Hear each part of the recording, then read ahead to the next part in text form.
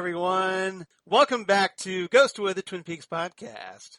I'm one of your co-hosts, Charles Skaggs, back for the 99th episode of Ghostwood here in Ghostwood Forest. And I'm joined by my wonderful friend, wonderful co-host, and someone who is helping me keep suicide watch over our mutual friend, DJ Nick, right now, as he suffers through the Stanley Cup Finals.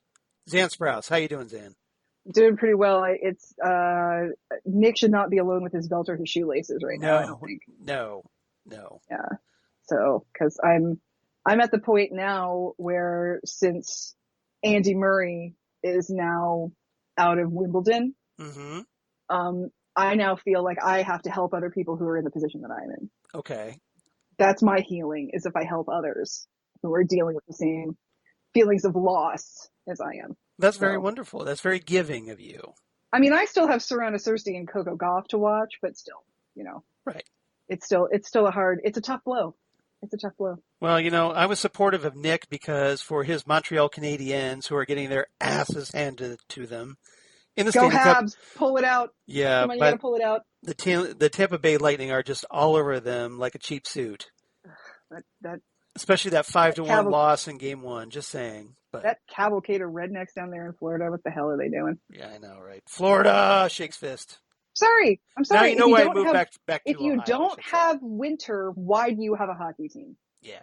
Who wants to go to a hockey game in shorts, Charles? I mean, come on. Well, I'm cool with that, but whatever, white boy wearing shorts in the winter. Anyway, so here at episode 99, I know it's been a while, so thank you again for your patience, everyone. We know we've been away for a while. We have been away. We've had lives, and congratulations to Charles' parents, who have been married for 69 years. 69, dudes. Yeah, my parents had their 69th wedding anniversary. Yours truly, since we last talked, turned 52. Right. And had Father's Day. And We've had a lot of things going on. Things have been happening. Yeah, it's the period between May and July for yours truly is extremely hectic. From Mother's Day to Memorial Day weekend to my birthday, Father's Day, parents' anniversary, Lori and Keiko's birthday is coming up. So yeah. There's a lot going on. Lots to do, but no excuse for not taking time to, of course, record Ghostwood. So apologies once again for that. But so here at episode 99, we are finally going to be talking Blackout, everyone. Blackout. Yeah, 36. The final third episode of Hotel Room. The really obscure, so obscure it's not even released on home video. HBO mini. It's released on VHS and Laserdisc. Oh yeah, right. Not on DVD or Blu-ray. For those of you who still have players who can do that, yeah, congratulations. And if you've got a Laserdisc that doesn't have laser rot, I applaud you. Right. No laser. Laser rot is bad. We've discussed this. Laser rot is bad. Yeah. Yep. So this one is also written by Barry Gifford, who wrote the first episode of Hotel Room, Tricks. And who, of course, wrote Wild at Heart. Right. And this was directed by David Lynch. So here at last we get another. So the first and third were directed by David Lynch and written by Barry Gifford. So that's cool. So, and this one is interesting because it's twice as long as episodes 1 and 2. It's like the length of episodes 1 and 2 put together. It's like a two-parter, but in one part. Right. This one clocks in at 47 minutes. So like an actual length of a regular TV episode, drama episode. Yep. And once again follows, of course, the premise that we've talked about in the past 2 episodes where 2 people or more are in a hotel room, room 603 of the New York City-based Railroad Hotel in various points in time. And this time, like Xan said, they're in 1936. Now, there was an actual 1936 blackout that happened in New York City, but it happened in January. Not in April. Okay. Yeah. So a little trivia there on that one. And this one, of course, stars Xan's would-be boyfriend, Crispin Glover, as Danny. Yes. I'm trying to think of a way to say he's not my boyfriend. I find him interesting because he's a client and he sleeps above his covers. But there's no movie where I can think of that he levitates except for Back to the Future 2, and it's not really him. Right. Maybe So Alice in Wonderland. maybe. I don't know. I'm just Mr. World, maybe in American Gods because he did that. He was Or really the good in that ethereal recently. creature that he is in Beowulf. I don't know. Who knows? The Thin Man in the Charlie's Angels movies. Oh God, yeah, that's right. And of course, some guy named George McFly, maybe you've heard of. Hello, McFly. Hello. Because last night Darth Vader came down from the planet Vulcan, and he told me that if I didn't ask Lorraine to the dance, he'd melt my brain. Hey, you, get your damn Get your hands damn off hands her. off her. That's my really Turn lame around Crispin Glover impression, by the way. and walk away, McFly. No, Biff. You leave her alone. And punches him out. And the future is saved from one punch. You're my density. You're my density. Give me milk. Chocolate. So yeah, Crispin Glover, who Xan is just a little bit familiar with. A match made in space. Yeah, would you like me to go show you my autographed Crispin Glover books and my copy of Crispin Glover's album? Because I have them all. Not that she's boasting or anything. Because I actually do have those. So you're just one degree below stalking at this point. Kind of. When I met Crispin Glover was in the 1984 movie Teachers. Okay. Which, I don't know if anybody's out there has seen it. It stars Judd Hirsch, Nick Nolte, Jo Beth Williams, Laura Dern, and Ralph Macchio and Crispin Glover. Interesting cast. And it's an interesting cast, and it was filmed here in Columbus. Oh, I didn't know that. I know the movie, but I know the movie. I haven't watched it, but I didn't know it was filmed here. That's interesting. It was filmed at Central High School, which was empty at the time. Okay. And Central High School... Before it became COSI? Yes, it's COSI now. Central High School is COSI now. The Center of Science and Innovation. Is it innovation now? Because it used to be industry. I don't know. I think it's innovation, but I could be wrong. Maybe they changed it. I don't know. It's been a while. So it's not the same to me. I mean, I grew up in the old Memorial Hall COSI, and I feel like that was my second home as a kid. Yeah. Once again, we're showing our age because I remember the old COSI too. So yeah, a lot of the old COSI. Yeah. Did you do Boy Scouts, and did the Boy Scouts do a camp-in at COSI? No. Okay. Because the Girl Scouts used to do a thing called the COSI Camp-In, where all of the Girl Scouts, around the greater Central Ohio area would all come to COSI, and then we would be there after it closed. We had run of COSI after it closed. All right. And then we would take the bus over to like Berliner Park or something like that, and we would spend the night at one of those big gymnasiums, the ones that are like a half Quonset hut looking thing. Okay, yeah. And then come back in the morning, and we would have more stuff at COSI, and then when they opened, we would go home. All right. So once everybody was gone and before everybody got there, we would spend the night at COSI, and it was one of the single greatest memories of my childhood when we did those. I think I did 3 of those, 4th, 5th, and 6th grade. I loved them. Loved them. So anyway, so Central High, it was filmed at Central High. So Crispin Glover came here to the Grandview Theater back when it was owned by David Nedrow. Well, we're getting a lot of Columbus trivia tonight. A lot of Columbus trivia, yeah. He came and he did his spoken word thing, and he showed one of his movies. He did this a couple of times. And afterwards, he did a meet and greet signing thing, and I asked him, I said, have you been back to Columbus since you were here in 84? And he kind of looked at me like, holy shit. And I just said, when you grow up with my mom and Nick Nolte is in your state, you know about it. Because one of my mom's Crispin Glovers is Nick Nolte. My mom adores Nick Nolte. Okay.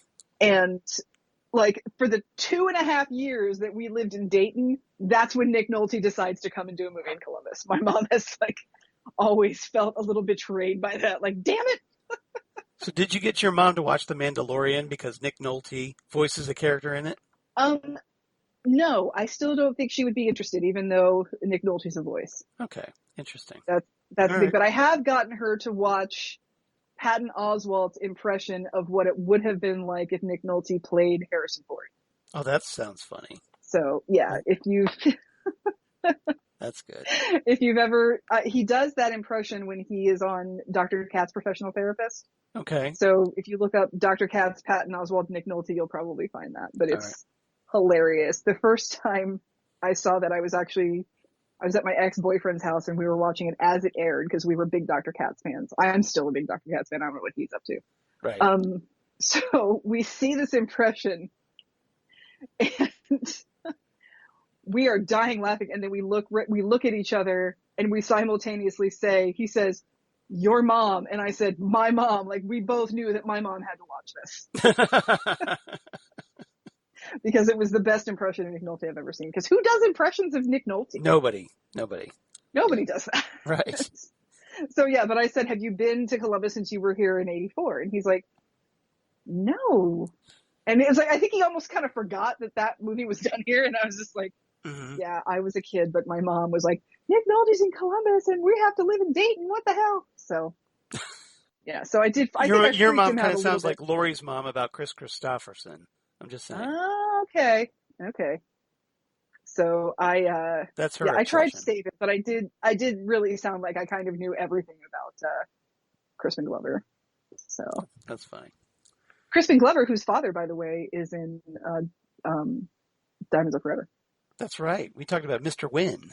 Mr. Wynn. Yep. Yep. So someone else in this episode, Alicia Witt, known of course to many a Twin Peaks fan as Gersten Hayward, who sadly went down a very big spiral in Twin Peaks: The Return. She sure did. She showed such promise as a young piano prodigy. Young pianist. Yeah.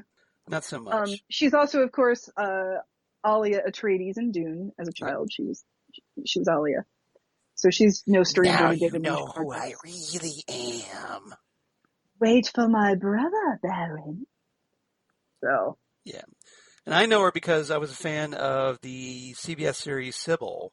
She was starring Sybil Shepherd. She played Zoe Woodbine on that. Sybil Shepherd's daughter. She was really good on that one. And she's also with the John Waters movie Cecil B. Demented, which is pretty hilarious. And she's been on The Walking Dead. And was in Mr. Holland's Opus. And a movie that I'm sure Xan Sprouse has never watched, Vanilla Sky. No, never seen that. I didn't, yeah. Good call. Yeah. That's what I was guessing. Yep. And of course we get the return of Clark Heathcliff Brolly as Sean the Bellboy in this episode. So this story, 1936, apparently there's a power blackout, hence the title. There's a big storm going on too, so it's a thunderstorm. So apparently the thunderstorm has knocked out power to the entire city. And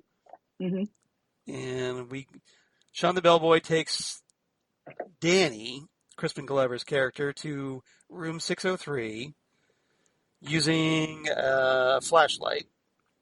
And it's here where, during this very casual conversation between the two, as they're fumbling around in the dark, we find out that Danny is from Oklahoma, specifically Big Eagle.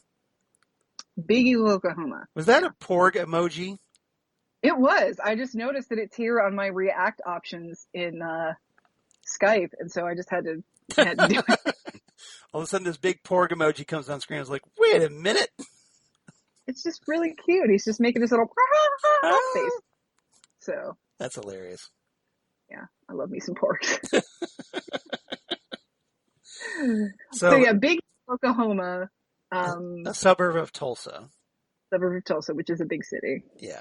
According to. Yeah, so we get a little discussion. Sean asks Danny if they get electrical blackouts like this in Big Eagle. And Danny replies, well, no, because we don't really have that many lights to begin with. Yeah, that's the thing. I think they're a Spartan 21 kind of a town. Kind of, yeah. Kind of. Yeah. And so we go up to the room, and they open the door, and inside is Alicia Witt's character, who is named Diane. Diane.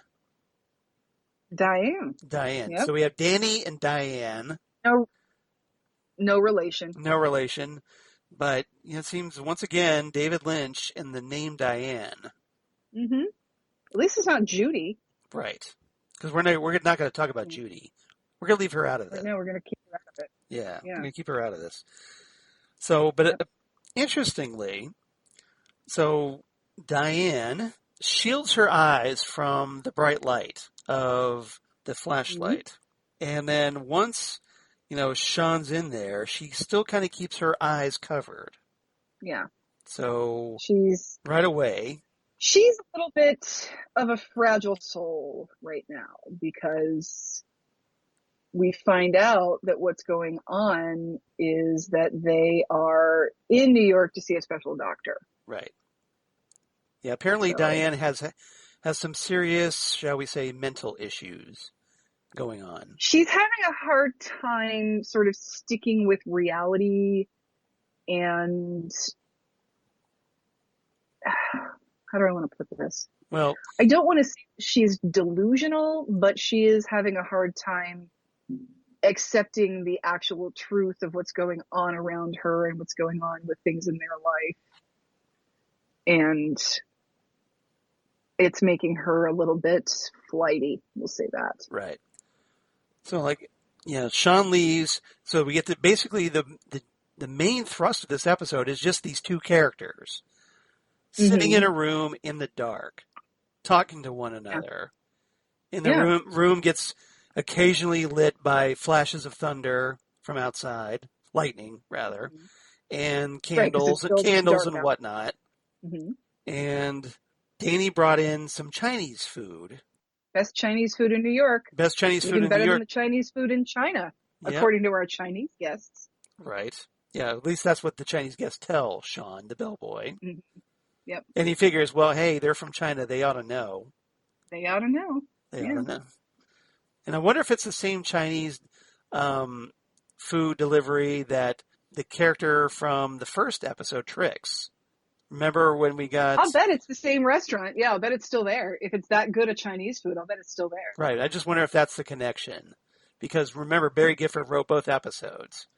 That's a good point. Yeah, right, I didn't think about that. I forgot about the Chinese restaurant in the first episode. So, I just kind of wonder if that was a connection. Because remember, we got that he was a delivery boy from the Chinese, delivering Chinese food. So it kind of struck me as okay, weird that we get two Chinese food mentions in 2 episodes written by the same guy. Yeah. So it's kind of strange. So while this poor Chinese food gets colder and colder throughout this episode, because they keep ignoring it throughout this entire episode. They keep ignoring it, yes. Daffy Duck! Yay! From Space Jam. Nice. Xan is having fun with emojis. Trying to throw me off my rhythm. I'm just looking at the emojis while we're talking. That's all. I can multitask. She gets a little bored with me talking like this, so. I'm not bored with you. It's just there's the Daffy Duck emoji. I'm going to take a look. See, there you go. Who is responsible for this? All right. Where am I? You understood that reference. No. Yeah. Not again. Ain't I a stinker? Sorry. Yeah. All right. So anyway. One of the best cartoons Chinese... ever, I might add. But Duck 'Em Up. That's one of the greatest cartoons in the history of animation. Yes. Very much. Chuck Jones. Chuck Jones. Genius. Yep. Super genius. I work for Chuck Jones. Chuck Jones. Sorry. He runs Warner Brothers Animation. Warner Brothers Animation runs the cops. Runs the cops. You're a cop. You're a cop. And that takes us to our drunk cinema. So see my gosh. See where our brains are going tonight. We should not be allowed out of the house on Fridays. That's the thing. I mean, this is just. Well, to be fair, we don't because we're talking to each other, right? I know, that's the thing. I mean, because we're just going to unleash our digressions on the rest of the world, and nobody needs that. Exactly, except for our poor listeners. So apologies, everybody. They made that choice. Okay. They downloaded the episode. They knew what they were in for. I say let them crash. Yeah, it's going to be one of those nights, I think. All right. It's going to be one of those days. It's going to be one of those days. One of those lifetimes, apparently. All right. So while they're sitting in their dark, and like I said, the Chinese food's getting colder by the minute, through the course of this conversation, we kind of get a handle because, remember, this is 1936, so you have to kind of keep in mind that they probably dismiss everything as just being crazy at this point. Right. Just there isn't a lot of psychological, meaning to a lot of this. It's just somebody's acting odd, strange behavior, and you just dismiss it as crazy. Even poor Diane dismisses it herself as crazy, and she's like, "Look, right, as crazy as because there was no such thing as grief, trauma, depression." Right. That had not particularly been studied that much. Even PTSD was still called shell shock, and it was only diagnosed in people who had been to war. So that always reminds me of the George Carlin bit, by the way, where he talks about shell shock. Shell shock. Yeah, shell shock. The idea that, what worries me about this for Diane, and I'm a little bit more optimistic at the end of the episode, right? That, she's seen some doctors before and maybe had some shock therapy, because that's kind of all they had when it came to, it was either lock you in a mental institution for the rest of your life, and your family, they actually told your family to try and forget you existed. Right. Like, you had to put a child in an institution. They said, take the pictures down and forget about them. Don't come visit, because that's going to hinder their progress or whatever. And somebody just lived in an institution for the rest of their lives. And it was horribly cruel. And, we're still not great with treating people with mental illnesses, but we're a lot better. We're a lot better and a lot more tolerant. Yes. At least there's been some improvement since 1936, thankfully. Yes. There has been some improvements in 1936. And I think that's one of the things that I really love about this episode, because this is my, Crispin Glover aside, this is my favorite episode of Hotel Room. Okay. Because as much as I love the Jay McInerney, dark comedy, I love this episode because the Danny character is so sweet and kind and patient with the Diane character. Right. That he obviously really loves her. And even when he's telling her that she's wrong, or he's asking her to remember something the way it happened, he's extremely patient with her, which is not what you would have expected from a man in 1936, especially someone from a small town like Big Eagle, Oklahoma. You would expect, pull yourself together, woman, or else you're going to the home, that kind of thing. You would expect that from get in the kitchen and make, maybe some dinner, or else, stop your crying, that kind of thing. Right. Stop your crying. There's nothing that can be done about it. The past is in the past. Stop and want, that kind of stuff. Right. Is what you would have expected from a character like this. And that's not what we get. But I think, but one of the things that gets revealed in this episode, as we peel back everything, and it's kind of slowly doled out, because, hey, it's David Lynch for one thing. We find out that essentially Diane has had trauma, because, and what it boils down to is that they lost a child at the age of 2. So it's almost like they're both a little traumatized, but obviously Diane more so. So maybe that's what makes Danny so sympathetic toward her. I think Danny is very patient and sympathetic towards her, and I think Danny really loves her. And, I would believe that this is how Crispin Glover would act, because I think Crispin Glover is a very thoughtful human being. What they do, the thing is, they are in New York during this blackout. So the bellhop tells them, stay in your room, because New York is, a more dangerous place than Big Eagle. Right. So people will take advantage of you if you're not careful. People are going to take advantage of you. So it's not like they can go walk around and see the sights, or go see a picture show, or do any of the city things that they thought they might be able to do. All they can do is get Chinese food and eat in. So they start talking, because it's raining outside and they have really nothing else to do. It's 1936. It's not like there's going to be a TV in the room, even if there was. You can't go to Broadway, the Great White Way, because it's, for one thing, it's not lit. And, you can't see anything. So can't see anything. So there's no reason, you can't go see if there's a monkey on top of the Empire State Building right now, because it's dark out. So anyway, they're just sort of talking. Or eventually on the pavement, but, that's another different thing. Don't bring that up. It's in the movie. Come on. I don't watch the movie after the planes show up. It's too sad. Okay. So, all right. All right. Well, so I got to drink sorry. because I just started coughing. All right. Well, I don't want to traumatize you. So here's what's going on. So they just start talking, and they sort of start slow talking about other people they know who have died. Like, she talks about Rinky Dink getting killed in a motorcycle accident by being run over. He talks about his friend Famine, who dies of a snake bite. So they sort of start slow by talking about other traumas they've had and other people they've seen die or other people they've known die that are close to them. And every once in a while, she'll bring up Dan Bug, which is the name of their child. Yes. There's 3 Dans in this, I should point out. So there's Danny, Crispin Glover's character. Mm-hmm. There is Dan Bug, who is apparently their child who died at the age of 2. And there's Rinky Dink Dan, who I get the impression is like a friend of theirs, who was like a motorcyclist that got killed. Probably somebody that they went to high school with and, who got hit by a car. I get the feeling he was kind of a James Dean type that they went to high school with. Yeah. So, 3 Dans. Got to keep them straight here. And his friend Famine's real name was Dave. So everybody's got a D name. Yes. In this episode.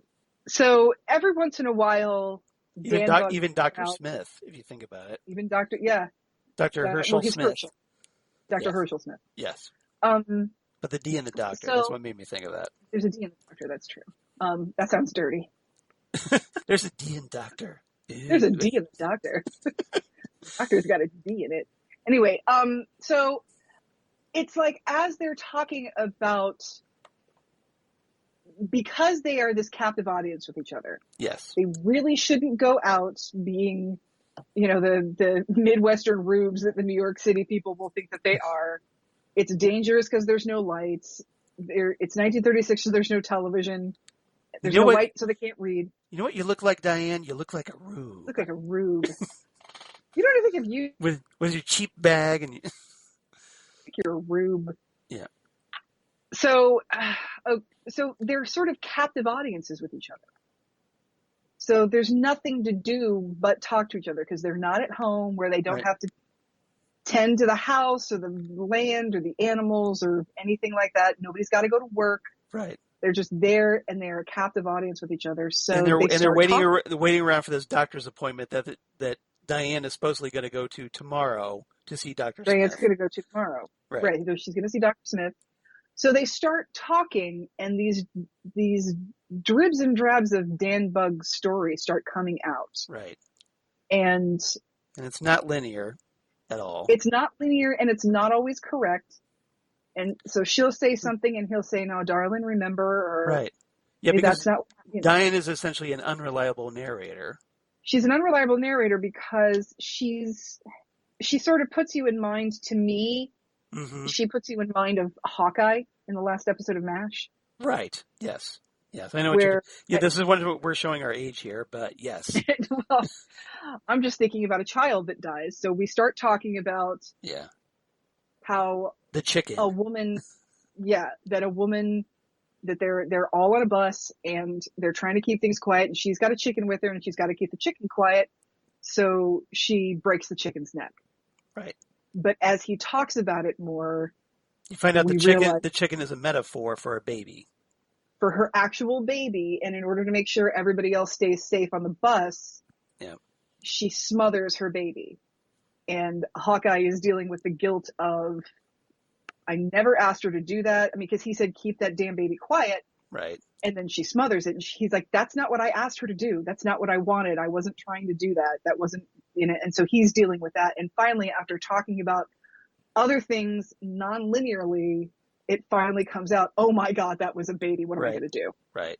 And that's sort of what happens here. So they tell the story about Rinky Dink getting killed in the motorcycle accident and being run over by a car, and it barely even leaves a mark. It just squishes him. Yeah. And then Famine, and how Famine got his nickname because he would walk around the neighborhood and smell who was cooking what, and then go pretending like he was going to visit and don't mind if I dude his way into Right. eating dinner for free. I figured you would like that line. Yeah. I love the don't mind if I dude his way into eating dinner. Yeah. Don't mind if I dude his way into a free meal. Yeah. But then he got married and moved to Florida and had kids, and then he felt something snap out in the palmettos. Out in the palmettos, and something sharp hit him. Yeah. And he went to the doctor and they couldn't figure out what was going on, and then he just died because he got bitten by a snake. And he never told the doctors about the jab, so they weren't looking for snake venom, so they probably could have saved him, but right. So they're talking about all of these deaths that are possibly avoidable. And then she starts talking about how she wasn't drunk and you were gone. He's like, no, I wasn't gone. Like, he's trying to make her remember things. And then right. He corrects her every so often. But he's very patient and very kind with her. He's not yelling at her about it. He's not trying to force her to remember when she's not ready. Yeah. And now Diane does, I thought it was interesting. There are times, where she's very, emotional and very, calm. But there are times where she gets these little flashes of being upset and she kind of takes a more authoritative tone with him. Right. It's like when she starts to get like, don't you act like, you don't know about such and such. I know you know this. I know you know, and she will, when she starts getting close to really revealing what happened to her, she starts getting very authoritative about what she does know. Yeah. And what really did happen. And they all had names, and the six fish and all the tales that she's telling. So. Yeah, she does talk about these 6 kids, but I'm sorry, go ahead. So they're doing this back and forth of sort of just telling stories to each other. And then things are quiet for a few minutes. And then she says to Dan Bug drowned, didn't he? And he just says, yes, darling, he did. And they talk about, and she says, what happened? And he says, well, you and me were in an intimate way down the shores of Lake Osage. We thought he was asleep, but he woke up and went into the water so quiet we couldn't hear him, and then they didn't find him until the next morning. So they were having sex. They'd like gone on a little family vacation. They were having sex. They thought the kid was asleep, but the kid woke up in the middle of the night and just sort of crept down to the water and got in the water, and the water took him. Yeah. Yeah. And so they sort of, I think this is probably the first time they ever really sort of honestly said it out loud with each other. That's the impression I get. Mm-hmm. And then she starts talking about Bonnie, who was another person they know from Big Eagle, who was there the night that Rinky Dink died. Right. And she was drinking and talking about people and said that some people don't deserve to have kids. Yes. And then after Diane found out that she couldn't physically have any more kids, she started to think about how maybe Bonnie was right, and that was just a downward spiral, and it kind of made her a little crazy. And it kind of made her go into this spiral of depression and trauma survival with blocking things out and refusing to see and making things up and just not facing reality. Yeah. And so they kind of just have their own little breakthrough in this New York hotel. And so the idea that they maybe go away and see another doctor in another town was a good one, but I kind of don't know if they need Dr. Smith after this. Well, maybe there's some residual stuff here. Maybe for Danny, at least, maybe. Danny should probably, I mean, I think they should definitely talk to Dr. Smith, because there's a lot going on, and now they've faced it together. And they I think they both realized that it was both of them, that they were both there. They both thought he was asleep. They both didn't hear him, and they didn't do anything wrong. Their kids, I mean, this could happen to a million people. And Charles, I know you and I have these stories almost every winter where you hear a story about somebody wakes up and their kid is gone, And their toddler somehow made it outside in the snow and now has to be treated for frostbite because they just waddled out the door when everybody else is sleeping. I mean, as a parent, you're a human being. You have to sleep. Or kids getting left in the car during like 100-degree days or something. That's a different story. Those parents are demons, and all of them. Okay. All right. If you leave your kid in a car alone and it's more than 54 degrees and slightly overcast, you're a monster and you deserve to go to jail. So, but I just mean, as a parent, you're going to fall asleep sometimes. Right. Eventually you have to sleep. Yes. You have to sleep. Yeah. Couples can't watch their kids 24 hours a day. They have to sleep. Right. They have to go to the bathroom. Couples have sex even after they have kids. It's perfectly reasonable what they were doing. There was nothing wrong with what they were doing. Right. Except that Dan Bug was just real quiet. He probably thought, oh, I'm going to go look at the lake at night and Mama and Daddy can't hear me. And so he probably was quiet on purpose and then just got in over his head, literally. Right. So I think as they talk about it and they realize that they are both equally culpable and equally innocent. Right. That they were both there and it happened on both of their watches, but if they were having sex or if they weren't having sex, they probably would have been asleep and Dan Bug might have done this anyway. Yeah. I mean, if anything, they should, there is a little bit of guilt there because, well, hey, maybe we shouldn't have, allowed ourselves to fall asleep while our kid is near a lake. But I mean, how do you not sleep when you go on vacation by the lake?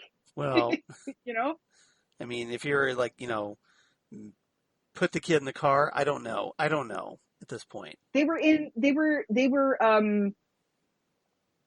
like at a picnic or something. Yeah, they thought he was asleep. I mean, that happens. Kids can be asleep and then wake right up. You don't know. Right. And exactly. It's nothing, there's no reason that Mrs. Voorhees has to come and murder them for this transgression. Yeah, that's a different hole. That's a different lake. That's Crystal Lake. That's a different lake where somebody drowned when people were having sex.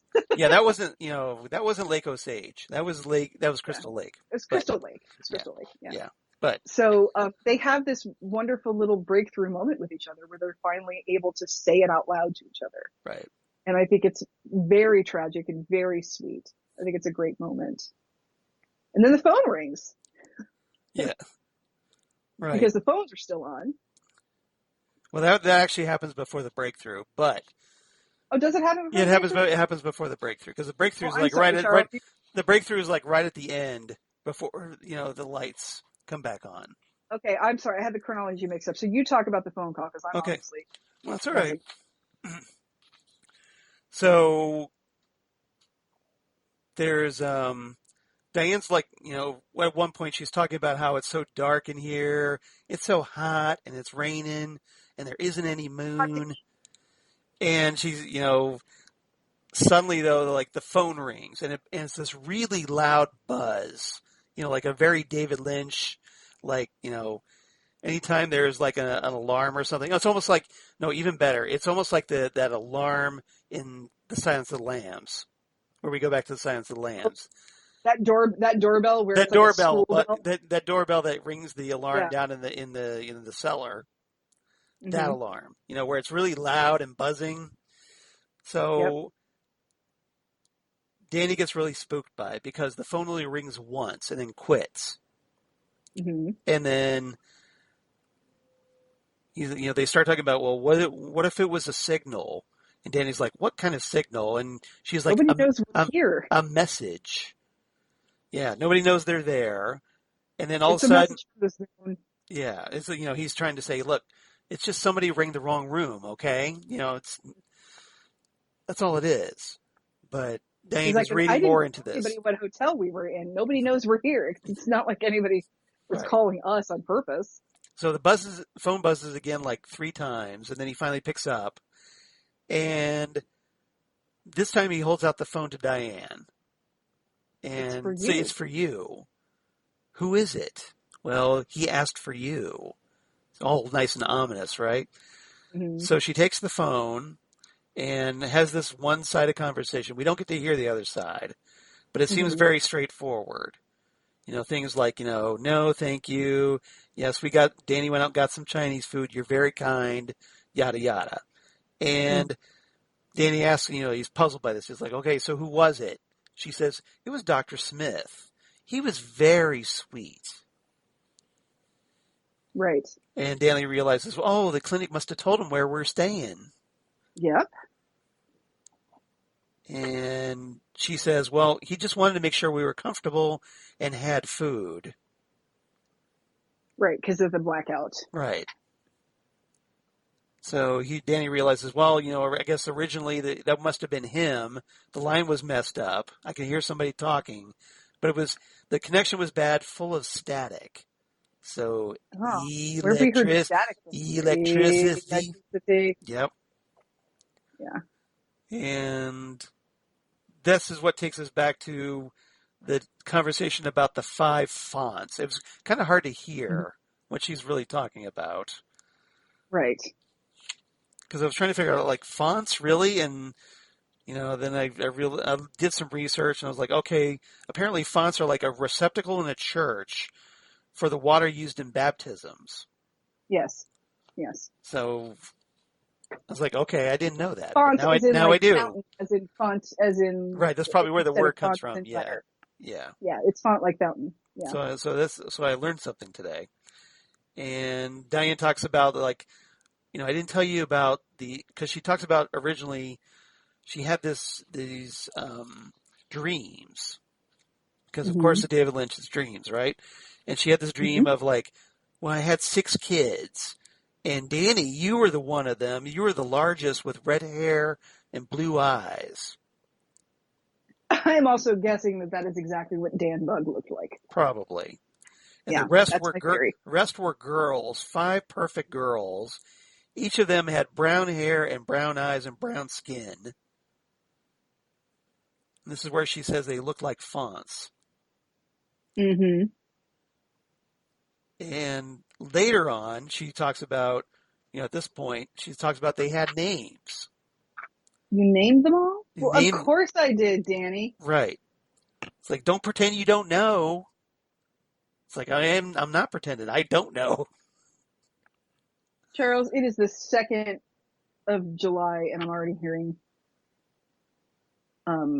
fireworks. Yep.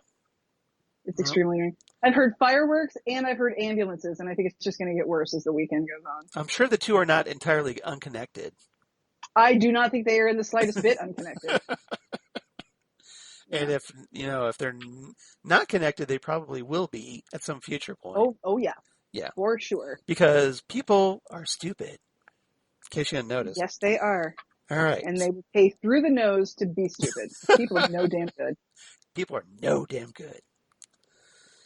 So stocks may rise and fall. Economic systems may collapse. People are no damn good, but they will always need fireworks, and they will drive to Indiana to get them.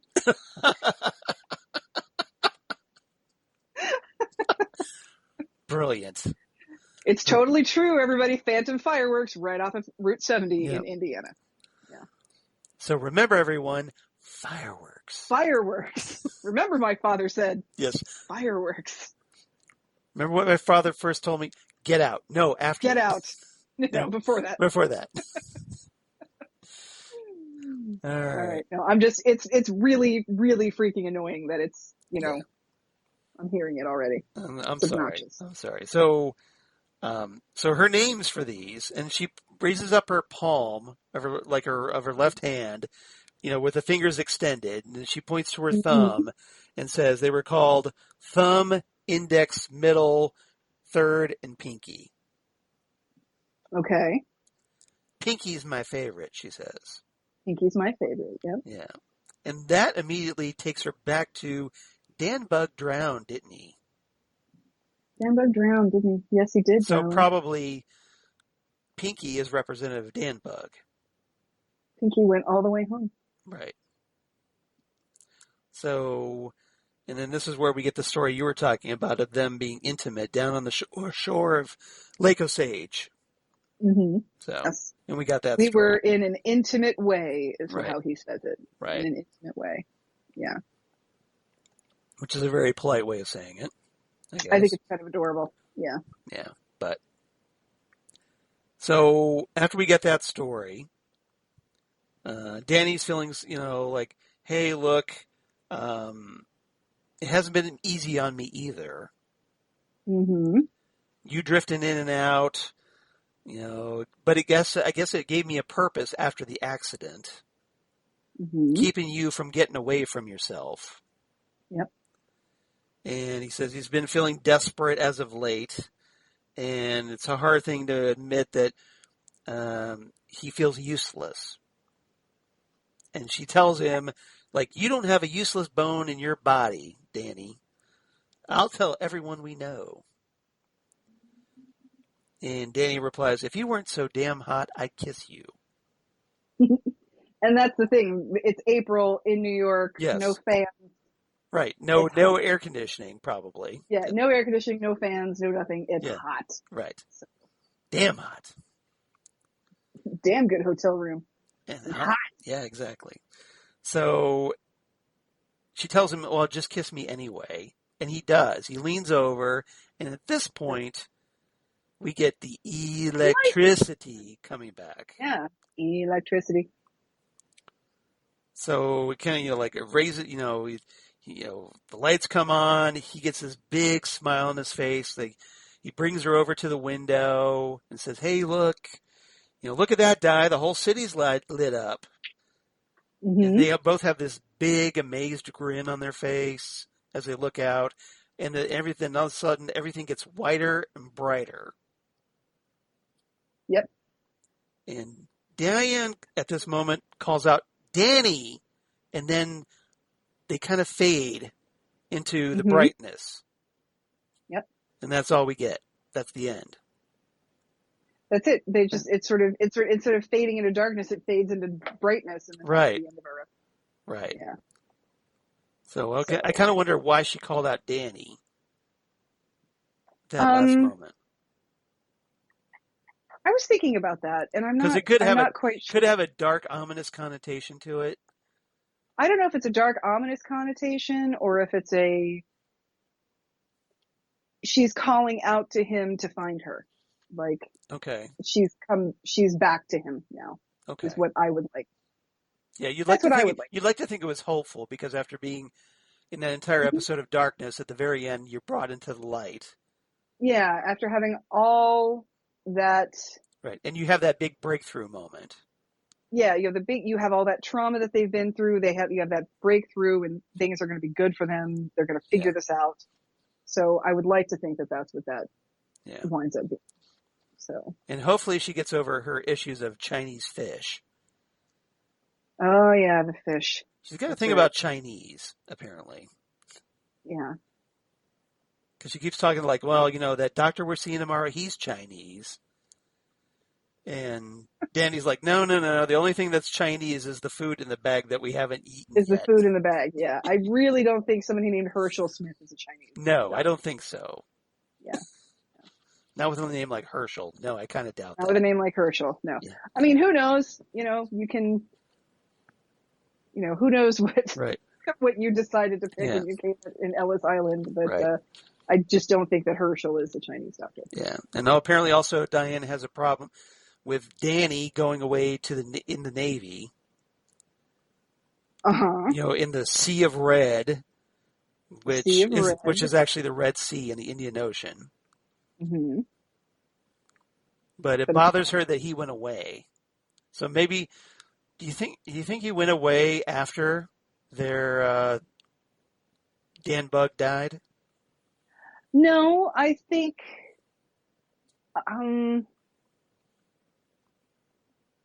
No, I think it was before because of the correspondence he kept up with Famine. Yeah. And I mean, I guess it sort of depends. This is a weird thing with time in this one because they sort of talk about that they had a trauma 17 years ago, but Alicia Witt is 18 in this episode, so it's hard to think that Dan Bug was 17 years ago. Well, they make a comment that was, he tells her, like, I've loved you ever since, like, I was 5 and you were 3, and that's been 17 years. So presumably the character of Diane is 20 at least. Right. Yeah. Alicia Witt, when this was made, was 18, and Crispin Glover was 29. Right. So, a little bit of an age gap there. He attributes his youthful appearance to clean living and never being married. Oh, is that the secret?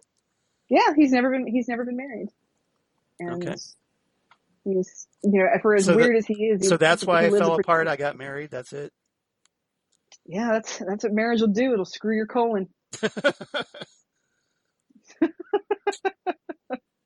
Well, technically, my colon got screwed before I got married, but that's true. No, Crispin. My colon getting screwed is actually why I got married in an indirect way. But yeah.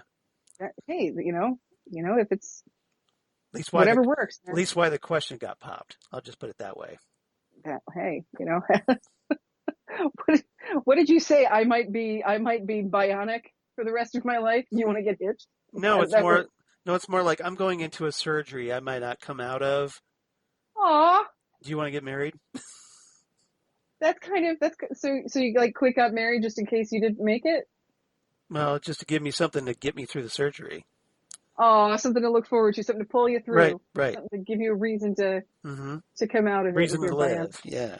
Aw, that's very sweet. 25 years later, here we are.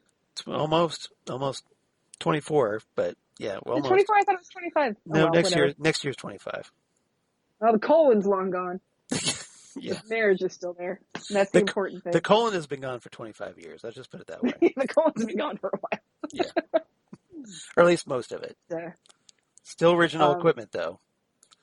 Because I'm the $200,000 man. That's right. You're the $200,000. I have friends who had been living together for quite some time. Yeah.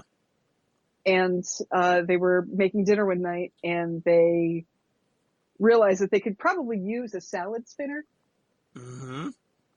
And they said, well, we could always put that on a wedding registry. And it kind of snowballed from there. And that's a sly way to do it. Yeah. That's a good way. So yeah, they have a. Yeah. I'm not sure if they did get a salad spinner though. That's a good question. Yeah. To ask. Yeah. Mine was more like, in case I check out. You want to check in? Yeah. That's in case I don't see you. Anyway, hey, baby. Yeah, there you go. Hey, baby. I see you have braces. I have bracelets too.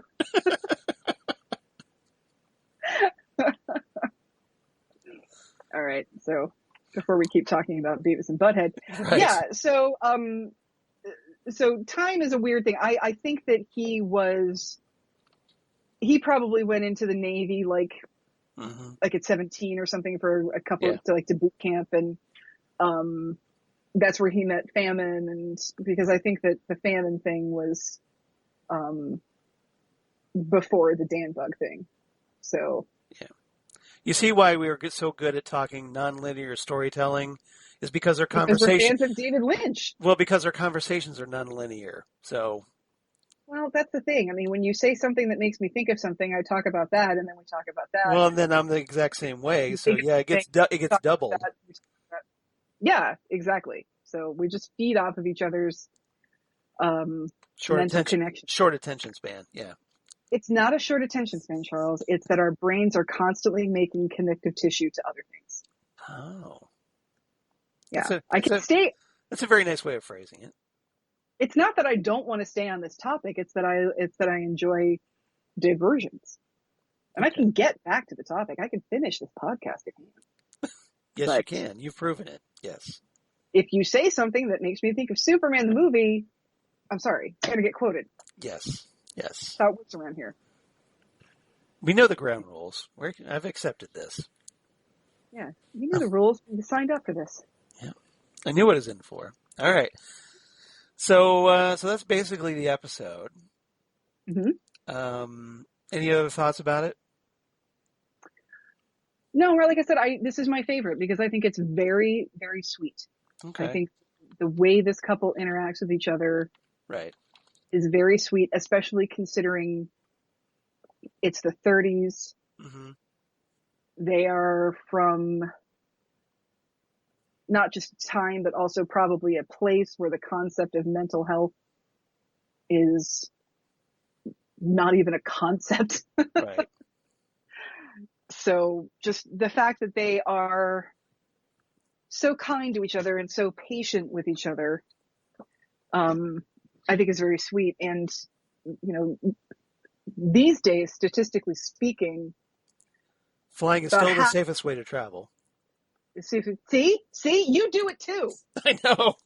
You do it too. All right. So I don't want to. I wasn't judging. I'm not judging you. Okay. I do it too. I'm not going down for this. So, statistically speaking, about half of marriages end in divorce. Yeah. And about 70% of marriages with, and I could be wrong on this statistic. I think it's very high, mm-hmm. of marriages where a couple has lost a child. Okay. Also end in divorce. That is a very, very tumultuous time for a couple.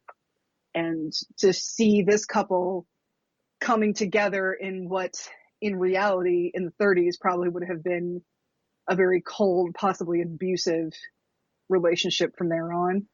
Right. Is really wonderful. Especially since he seems so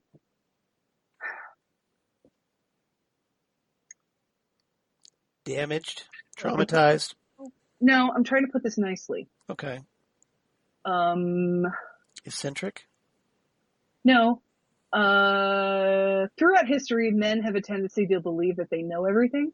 Oh. And that nothing is their fault, and everything that goes wrong is because of a defect in someone else. So Trump-like is the adjective I'm looking for. Okay, yeah, we can use that. So the idea that he is not talking to her the way Bonnie talked to her, right, and blaming her for not only is he not blaming her for the loss of their child, right, he's not blaming her for her inability to have more children. Yeah. And I like that in his character. I think that's a good...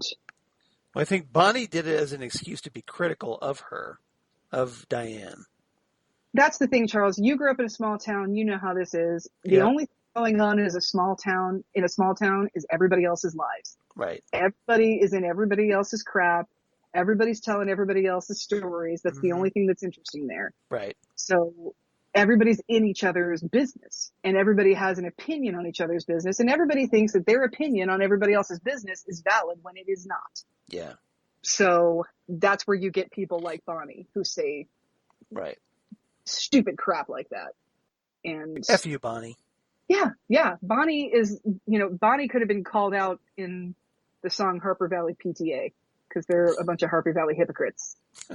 Nice. But that's the thing. People in small towns are judgmental, even though glass houses, Charles. That's all I'm saying. Yep. Glass house. Yep. All of these people have broken houses now because they threw stones, but they live in a glass house. A curse on all your houses. All right. So what's your rating for this one? This one definitely gets, I believe, I would say this is an 8.5 cartons of Chinese takeaway that are too hot to eat. All right. Well, you took mine. I was going to go with bags of uneaten Chinese food. Same thing. So same thing. So instead, I will go with, I like this one a little bit less than you. I'll give it 8 out of 10. Extremely loud, old-timey phones. Yeah, because this is that phone that you had the earpiece and the separate you held. Yeah, the separate receiver and the microphone. It was a desk model. It wasn't one of the crank ones that hung on the wall. Right. But it was one of the ones that you picked up and talked into and then held the thing up to your ear. Kind of like one of those that those prototypes that like Alexander Graham Bell probably spoke to, his assistant Watson. What's his name? Oh yeah, come in here, Watson. I need you. Yes. Yeah. Yeah. The first thing that was ever spoken on a telephone. Right. That whole thing. So don't have any Ghostwood mail, sadly. No. Sadly, we haven't been in the forest very much. No, we haven't. We've been off away for a while, so I understand that. Can't blame people for not being in the forest when we're not there. So yeah, we're going to try and do better, but it is summer and we got things going on. So thanks for your patience once again. So we'd love to hear from you, though. If you have any thoughts about, well, hey, you know, the past 3 hotel room episodes that we discussed, or our upcoming 100th episode next time. Mm-hmm. Yeah. You know, if you want to just say hey and let us know if you like the podcast, like what we're doing, or just want to check in and say, hey, how you doing? Drop us a line, ghostwoodpodcast@gmail.com. That's ghostwoodpodcast@gmail.com. You can find us on Twitter @GhostwoodCast on Twitter. Ghostwood, the Twin Peaks Podcast on Facebook. And then also, Xan, where can they find you? When I am on... When I'm not screwing up my recording temporarily on pause. That's okay. That's okay. Got a little panic there for a moment. Well, we just have to talk some more. I'm pretty sure we can do that. We'll find a way. We're good at that. Yep, we'll figure something out. I am on Instagram and Twitter as Udinax19, Xan Sprouse as on Facebook. Mm-hmm. And in the podcast realm, you can listen to me and our good friends DJ Nick and Rachel Friend talk about Oscar-winning movies on Gold Standard, the Oscars podcast, where we run down all of the Best Picture winners from the beginning to the present. And we are currently up to year 1955, which is not going to be Back to the Future. It's going to be Marty. Marty? And then Marty. Yeah, I know. You would think it was Back to the Future because it's Marty, but no, it's Marty in 1955. That's Ernest Borgnine. It is not Michael J. Fox. No. Or you can hear me and Charles continue to discuss whatever comes in our head as we drink our favorite adult beverages and watch our favorite movies on Drunk Cinema, where next time we will be doing the 1985 Tim Burton classic, Pee-wee's Big Adventure. And coming in a couple of weeks, you're going to be able to hear me on Set Listing Bruce with our good friend Jesse Jackson. That's right. Have you recorded that yet? We recorded it, and he's like recording and walking around like nothing ever happened. He's amazing. Right. He's a resilient man. I told him, hey, you need to take it easy. So did you have He's not listening. No, he's not. So he's from Texas, go figure. But So did you have a good time? I did. I had a really good time. Excellent. Glad to hear it. Yeah, Jesse got some bad news today because apparently somebody on Twitter announced that they're doing a Bruce Springsteen-like radio show just like Jesse's podcast, where they're talking to people of notable acclaim that are Bruce Springsteen fans. Yeah, no. Yeah. So I wrote back to the guy who posted it and I said, oh, so it's exactly like Set Listing Bruce. Yeah, exactly. You just cut out the middleman and just listen to Jesse. Yeah, that's what I said. So yeah, Jesse retweeted that. He liked that. He liked that it did that. So just listen to Jesse. That's the only Bruce Springsteen podcast. That's all you need. And especially if you get to hear Xan, right? So yeah, you want to do that. Mm-hmm. Check that out. I gotta listen to that episode now. Can't wait. As for me, of course, at Charles Skaggs on Twitter, at Charles Skaggs on Instagram. Facebook, of course, Charles Skaggs in Hilliard, Ohio, and the blog of the Geeky Things. Wait for it. Damn good coffee. And hot. Damn good coffee and hot, where I talk about all the stuff we talk about here on Ghostwood. So Twin Peaks stuff, or David Lynch stuff, or all the other stuff that I do for the Southgate Media Group. And there's a lot of stuff. So, a lot of stuff. So, of course, Drunk Cinema, with, like Xan said, where we're going to be talking Pee-wee's Big Adventure coming up. And we just finished talking RoboCop 1987. That was a lot of fun. Had a good time with that. Good times. Yeah, good times. And then... whatever he's paying you, I'll double it right now. There you go. Bitches leave. Are you going to call me? For more, go to Drunk Cinema. Seriously. And download episode 13. You'll have a lot of fun. Talking RoboCop, as we talk RoboCop. And then the Phantom Zone podcast they do with DJ Nick, friend of both of ours, as we are currently on the back half now of Loki, the Marvel Cinematic Universe TV series, which has been very interesting, very timey-wimey, and of course, being a Doctor Who fan, I find that most enjoyable. And it's so choice. It is so choice. And great chemistry between Tom Hiddleston and Sophie DiMartino as Sylvie and that. Really, really great series, and Owen Wilson's great in it. And we've got Wumi Masako from Lovecraft Country as well. Oh, okay, cool. Yeah, so it's a very good cast. Gugu Mbatha-Raw, who played Tish Jones, sister of Martha Jones on Doctor Who. So very interesting cast. Yeah, okay. Yes. That is an interesting cast. So, and then after that, Xan has made a suggestion for what we could talk about after that. That's right. So we just need to come up with the specifics on that about when we're going to do that. Dun dun. Dun dun. But yeah, no, it's not Law and Order Special Victims Unit, but dun dun. No, it's only going to be Law and Order with Jerry Orbach. Okay, all right, got it. If that's a little sneak peek of what we're talking about. Just think about a comic book show that references Law and Order with Jerry Orbach, and you know what we're talking about. There you go. There you go. So we're just going to tease that for now. So stay tuned for that. Okay. That'll be what we're doing after that. And, of course, next up everywhere, the Doctor Who podcast, where Xan Sprouse occasionally joins and visits us, where we talk all things Doctor Who, Torchwood, Sarah Jane Adventures, Big Finish audios, and more. And we just watched with Christine Peruski the Peter Capaldi episode, The Eaters of Light, as a commentary.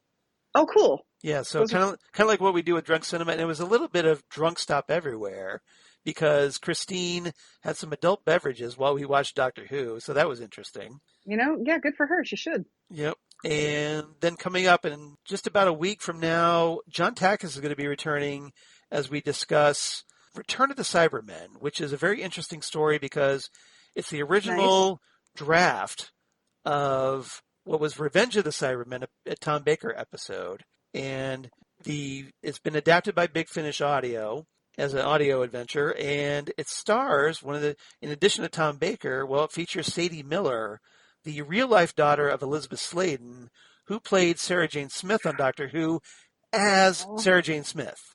That was going to make me cry when I watched that. Right. It's gonna be great. So I highly recommend it. You can check it out, and if you want to download that episode and you want to listen to it, you can check it out at bigfinish.com. I'm sure they would be more than happy to take your money. Mm-hmm. Yep. So that's what we're talking about, and I hope everybody tunes in. So everybody, thank you for sharing our links, like I said, and getting the word out there, and telling all your fellow Twin Peaks fans about us, or David Lynch fans about us. Yeah, we are, if David Lynch and Twin Peaks actors are your thing, then you're our kind of folks. Exactly. And especially in things to come. I'll just leave it there. Things to come, yeah. Yep. So next time on Ghostwood 100. Oh, yeah. Big episode. And that is a big episode. We finally figured out something what we're going to do with this 100th episode. Yeah, we just got to get the logistics of it. But pretty sure it's going to involve a very special guest host joining us for this. I'm hoping so. I won't say who yet because we haven't actually confirmed that with that person. Correct. But it's somebody that we both talked to before and will talk to again. Yep. And then what we're going to discuss, I'm pretty sure we can say that, right? Yeah, we can say that for sure. All right, so what we're going to discuss is something we haven't done yet. We haven't watched and discussed the European version of the original Twin Peaks pilot. Mm-hmm. That's the one with the alternate ending. The one with the alternate ending that made no freaking sense when you rented it at the video store. Right. When they turned it into just a 2-hour movie. So we're going to discuss that. So it kind of made sense to me to, for our 100th episode, to kind of come full circle because, hey, that's what Twin Peaks is all about, right? Mm-hmm. I think so. And so for our 100th episode, we're going to go back to watch the original pilot, but this time we're going to do a little bit different and do the European version instead with a very special guest host. So that's our plans for our 100th episode, and I hope everybody joins us for this. And so if you got any thoughts about the European version, send them in. We'd love to hear from you. Like I said, ghostwoodpodcast@gmail.com. Drop us a line so that we can share your thoughts in our 100th episode. You want to be a part of it? Here's a great way to do it, right? I think that's a great way to do it. All right. So that's what we're going to do. Xan, any final thoughts before we sign off? Just remember, everybody, there are people out in your neighborhood who have dogs that are afraid of fireworks, you have neighbors that have right. PTSD. So don't be a jerk. Right. And don't light off illegal fireworks, please. Maybe people that have trouble sleeping. Mm-hmm. It just freaks everybody's dogs out. It's not nice. Yeah. It's like, don't be a dick. So. Don't be that guy. You don't want to be that guy. Don't be that guy. Yeah, don't be that guy. You don't want to be that guy. Yeah. Watch your fireworks. Think about others instead of yourself. And come on back. Next time, Ghostwood 100, the European version of the Twin Peaks pilot, with a very special guest host right here on Ghostwood, the Twin Peaks podcast. Goodbye, everybody.